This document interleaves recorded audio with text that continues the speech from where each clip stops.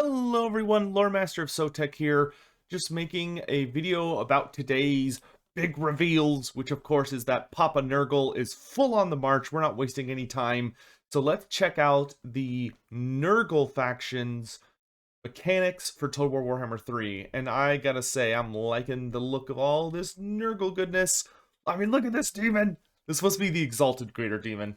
I just love the big bell and all the big thing of flails.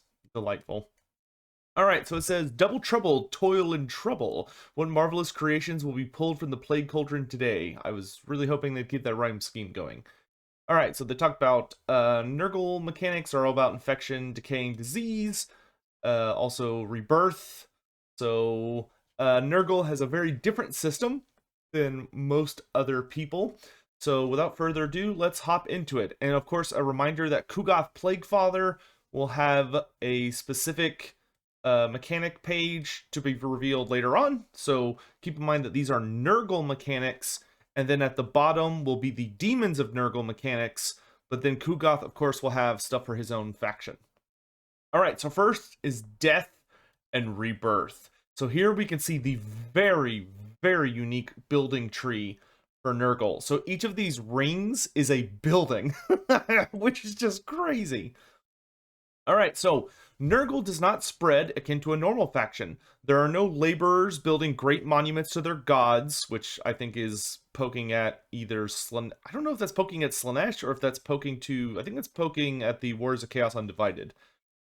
No scribes researching their latest magical obsession, which is Tzeentch. Not even the gruesome fighting pits of a Khorne bloodbath disguising itself as a town or city. So they're saying the regular Warriors of Chaos, the Tzeentch and Khorne, who have all been revealed so far, they kind of have normal cities, but not Nurgle. Nurgle has gardens. Grandfather's people need not gather to worship nor prove themselves with acts of devotion. He runs through their blood, after all. No, settlements infected by Nurgle are closer to growths that blight the landscape than real towns. Fields of rotting flowers, mushrooms, and creeping vines, and at the center of it all, a great tree pulsing with life, death, and infection. This is so kick-ass. In this manner, Nurgle buildings are not upgraded. They grow, flourish, die, and are reborn. Each building will evolve to its next phase over a number of turns, eventually withering and starting again from a base state. At each point, its effects will be different, and each new evolution will add units to the recruitment pool, which we'll come on to in a second. Say you choose a building slot to house a Rancid Aloe, whatever. After a few turns of building, it will complete and add a Forsaken of Nurgle to your unit pool. The secretions from the plant having been used to fuse metal and flesh in a manner pleasing to the Grandfather. It will then begin to pollinate, and 4 turns later enter the germination phase. This increases the income the building generates and adds another unit of Forsaken to your pool. Another 4 turns, another boosted income, and this time a spawn of Nurgle. This is true of all Nurgle buildings, be they for infrastructure or provide units. Indeed, many do both, spewing Nurglings as a byproduct, even as their primary purpose is to support the region by infecting the earth itself, increasing your control. In addition, various buildings, technologies, plagues, and so on can decrease the time between each phase, making the productions of units quicker. So, real quick. Okay, so I just wanted to hop over this image to give us kind of a better view. So, as you can see here, you do not upgrade Nurgle buildings. You just build them. You build a single building, and then over time, it will slowly move around this this clock, essentially, this cycle. And so as you move around this cycle, you will gain things as that cycle becomes active and is active. So for instance, they're highlighting here the carnivorous compost, which generates 30 income that turn, makes building military buildings cycle 1 turn faster, lowers enemy hero success chance, increases attrition, lowers attrition when under siege, increases leadership, provides a unit of Nurglings into your recruitment pool, and then provides a garrison of Nurglings and Rotflies while you're busy. Ooh, look at that new control meter. That looks slick. But, so this is very, very cool. So if you built the Plague Toad building, we can see here, when you build it, you get a unit of Plague Toads once it's finished growing. And then once it jumps to the second phase, you get another unit of Plague Toads. And then on the third phase, you get a unit of Pox Riders. And on the fourth phase, you get another unit of Pox Riders. This is super cool. And it just keeps going. So it'll reset back to 1, and it'll just keep going around and around and around. And they talk about it a little later, but some of the buildings are not available until you research a tech, which you can see some of these are locked behind tech trees, or they require a certain building. So actually what I think this one is saying is that you need a tier 4 main structure, and this one says you need a tier 5 main structure, and then this one is presumably locked behind a tech or something. So if that's the case, you would only, on the plague drone building, you would get rot flies for 1, 2. Wait, oh no, those are furies. So you got furies for phase 1 and 2. Then you get a unit of rot flies for phase 3, and then phase 4 and 5 you'd get plague drones. And once you're phase 5, because you have not unlocked phase 6, you skip straight back to 1. So super, super cool thing. I love this. I really, really, really, really love this. Let's get back to the article. All right, so then we see the summon units thing, and this works similar to some other groups we've seen. You know, unit caps are not necessarily a new thing, but you can see the Nergal unit caps are much, much, much higher. Here we can see Exalted Plague Bearers are 19, Nurglings is 38, Beasts of Nergal is 19, and it looks like Forsaken are 38. So there look to be pretty large numbers that they can go up to. And then by building these buildings, you're just constantly adding to your pool, which is a really, really cool way to do unit recruitment, I think, for Nergal.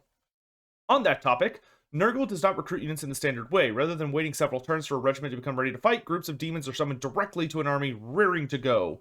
Units hired this way do not start at full strength, replenishing over time, another thing that can be buffed by various Nerglish skills and technologies. They can also be recruited in any neutral or friendly territory from a global pool, pulled from the Chaos Realms to help in the fight. There are caps on how many of each unit can be in the global pool, but as you approach the late game, you're going to be able to fill and refill armies at an alarming rate. So for Nergal, it looks like he just doesn't recruit. All of his units are summoned. So whenever you go anywhere, if you are in a local area, you're able to summon from the local pool, which I imagine will just be a lot cheaper. And then if you are in friendly territory or neutral territory, you can summon from the global pool, which will probably be more expensive. But you can see it still costs money, still costs upkeep, so they're not like the Tomb Kings in that sense. And it's not that you can have an infinite number of these units recruited active to your armies, but you can only have so many stashed away at a given time. So it's a little different than what we've seen before, but it looks amazing. The unit cards look amazing. Oh man, I really, really like this. And also, when you summon a unit, there's no recruitment time. Nergal does not have recruitment times. He instantly gets the units that you buy, but they come on wounded, and you have to heal them up over time by, you know, spending a turn healing or just taking a minute, or but they can come in less damaged if you specialize the stack tree or your character skills. As you can imagine, this completely changes basically everything about how you build armies, make war plan routes, and your priorities for settlements. You will have a lot more resources to spend, as you don't need to regularly upgrade buildings, but each new settlement will cost more to get some basic stuff going. Once your unit stockpile is gone, refilling it takes more time, but it can happen extremely quickly once you have a large number of settlements. All of this is also only half the equation. Oh, look at this menu! We'll get a closer look at that in a second. Central to Nurgle's campaign mechanics, and indeed his lore, purpose, and very existence, is the creation and spread of new plagues. His forces, their settlements and lords, are locusts of rot, spinning webs of flesh and disease that destroy and rebuild everything around them. Grandfather Nurgle and his many followers believe, without a shadow of a doubt, that they are bestowing glorious gifts upon the world, that their enemies will be happier and more beautiful with each new life bubbling across their skin. You, as the player, get to create all of that, and let it pass through your own armies, enemies, and settlements on both sides. The work begins in the Plague Cauldron, a new special screen only available to Nergal armies. Here, various plagues can be concocted out of the bases and symptoms you have unlocked. The broad rules are that negative effects will be applied to infected enemy settlements and armies, while positive ones will hit your own towns and forces. All plagues give additional infections, explained in a moment, and Nergal corruption every time they are spread to a new target, with one exception. Here are the 5 starter plagues. So the starter plagues are first the pox, which decreases cycle time for friendly buildings and increases growth for friendly settlements. So you want to be infecting your cities with that. Bubos, which reduces casualty replenishment rate and increases attrition while under siege on enemy settlements. So you want to use that on enemy settlements. Eggs applies attrition to enemy armies and reduces their campaign movement range. That's amazing and also good for enemy armies. Rot, instead of giving infections whenever it spreads, it instead adds a unit of Nurglings to your recruitment pool. So that's the only one that does not generate infections. Instead, every time it bounces around, you get bonus Nurglings. And then last is a palsy, which reduces the melee attack of enemy armies. So a plague consists of one of those bases and then up to 2 additional symptoms. Distributing it to the world can be done in one of 2 ways, directly or via plague cultists. Doing it directly can only be done on friendly settlements and armies, but at a significantly reduced cost of infections. Infections are gathered from spreading plagues, post-battle events, dilemmas, and so on. Each additional symptom on a plague increases the costs by a certain amount. So generating plagues, which is going to be the main thing you're doing, costs you infections. They're your resource. So Tzeentch has grimoires, Khorne has skulls, Nergal has infections. And the way you generate infections is by spreading diseases, winning battles, dilemmas, etc. But what you're going to be spending your infections on primarily is going to be creating diseases and activating them. Plague cultists are new hero units that exist solely to spread the plague to neutral or enemy armies or settlements. They cost significantly more to create, but there is no stopping their infection once they reach their target. Spreading the plague destroys the cultist, and only one plague may be infecting one particular thing at a time, be it a cultist, army, or settlement. Naturally, friendly AI factions won't be delighted if you start spreading plagues throughout their territory. Okay, so you can't stack plagues on something, but you can create cultists that are infected with a plague, and they can deliver their plague to somewhere else. But it kills them, just like a lot of the special agents in Total War Warhammer 2. Once a plague is in the world, it has a chance to spread between settlements and armies that are in close proximity. Battles between armies will always spread the plague from one to the other. Spreading plagues with particular bases is how you unlock new symptoms, as well as through technologies. The chance for plagues to spread and how many turns they last is all improvable via various means. The intent is that at any time you can have a variety of plagues spreading throughout the world, often far beyond your control or means. They may loop back to your own settlements and armies at surprising times, or be spreading through an entire enemy army empire without you necessarily meaning it to. Finally, once you have unlocked various symptoms, there are recipes. These are particularly powerful plagues, such as Nurgle's Rot and the Black Plague, that come with additional benefits to duration and chance to spread. Right, if the word plague hasn't lost all meaning to you due to overuse, let's continue. So, that's interesting that Nergal can make the Black Plague, because that's actually one of the big diseases created by the Skaven, along with the Red Pox. I will say, I really hope that at some point during Warhammer 3's life cycle, they update to give Clan Pestilence access to a similar mechanic where Clan Pestilence has the ability to craft their own diseases and make that unique to them among the Skaven factions, because Clan Pestilence right now they're certainly good, but they're very boring. If we get a closer look at the cauldron here, you could see that is just an absolutely delightful menu, and you can see here's the infections that's represented by a fly symbol. So you have the 5 base plagues we talked about, and then there's 1, 2, 3, 4, so there's 20 symptoms, and then down here you can see the 5 recipes. So this looks incredible. This looks like so much fun. Crafting unique plagues to unleash on things. And here you can see the 2 ways you can distribute a plague is by creating a special plague cultist to spread it, or by choosing an area or a appropriate target and then infecting it. And the one symptom we get to see here is violent spasms, which increases the chance of plague spreading and makes the cycle time for basic military buildings even faster. And then plague effects. So far it looks like this person selected eggs. So we can see that it's going to increase corruption locally give you 5 infections when it spreads, and then if it so everyone that it spreads to generates you 5 infection and gives you +2 corruptions. But if you are on a non-Nurgle army, those people will suffer attrition, suffer campaign movement penalties, and because they have selected the little Nurgle head here, they also get minus 15% base damage. So, man, that is super fun. I absolutely love this. This is a really kick-ass system.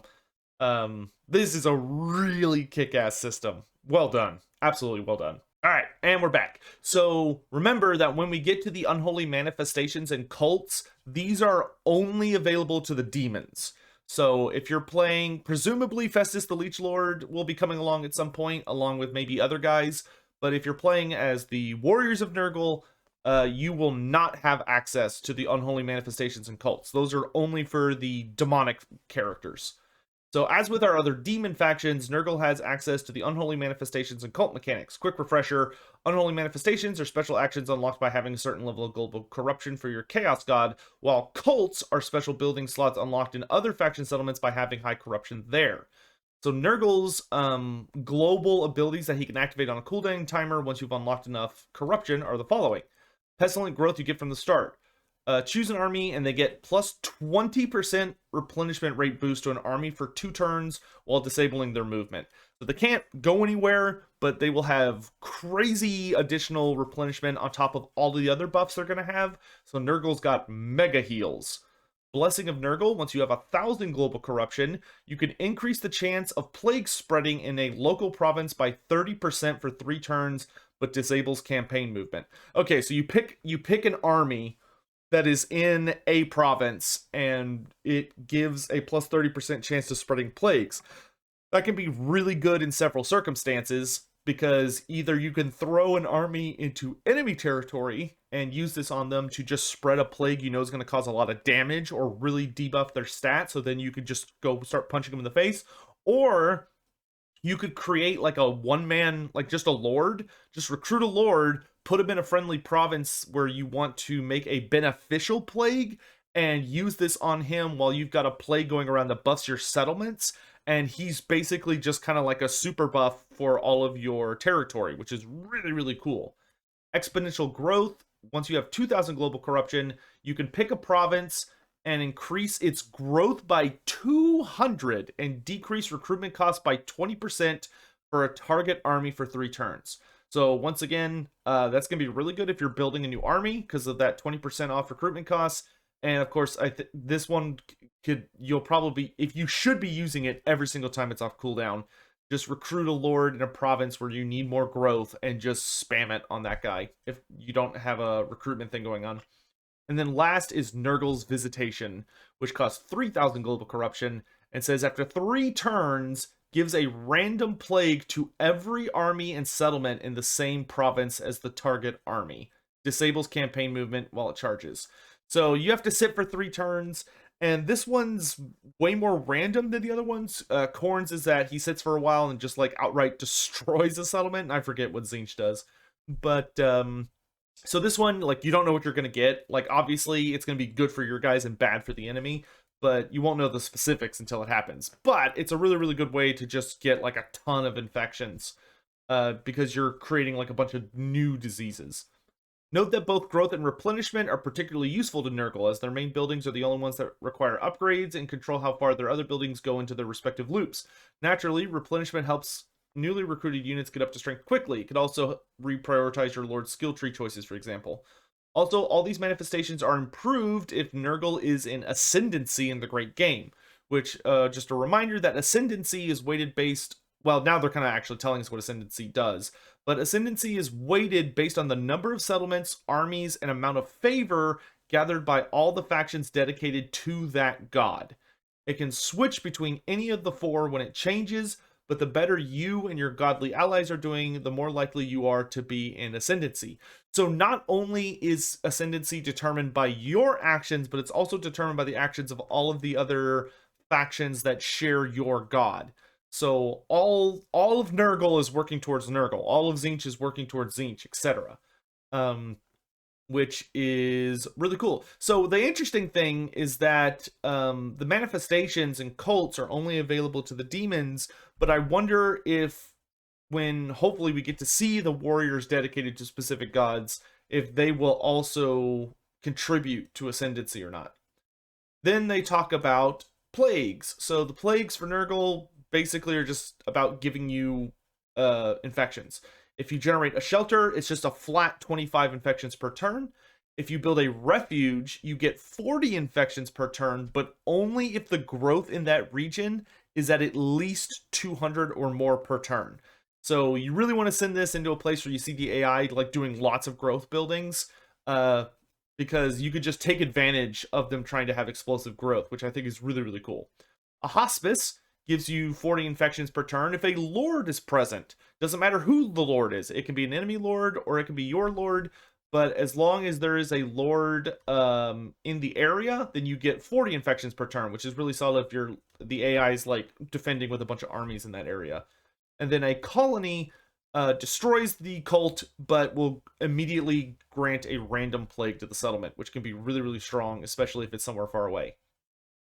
It's of note for both of these that spreading corruption is easier and quicker for Nurgle factions than the other Chaos factions. Plagues naturally spread corruption, can be upgraded to spread more, and various characters and buildings have big boosts to spreading as well. This means quicker manifestation unlocks and more cults globally. Awesome. I love... Oh, God, Nurgle's... Nergal seems like a lot of fun. Nergal seems like a lot of fun. The tech tree. Nergal's tech tree has similarity to Khorne's tech tree. Both brothers in destruction as they are, with several pods. So for Nergal, he has several pods of 7 technologies each, whereas Khorne, I think, had 8 pillars of 8. Nergal, though, requires 4 in each pod to be researched before moving on to the next pod. This gives you a lot of options on how you want to progress and what to unlock first, as well as how important moving on to the next pod is versus picking up a particularly useful tech, as well as the normal unit upgrades, diplomacy, and such forth. Several Nurgle techs improve plagues in various ways, including unlocking new symptoms, and then ironically, similar to his major rival Tzeentch, there are also several techs that add spells to Great Unclean Ones, making them powerful casters as well as oozing piles of rot. And so we can naturally assume that Slaanesh is going to have the exact same thing.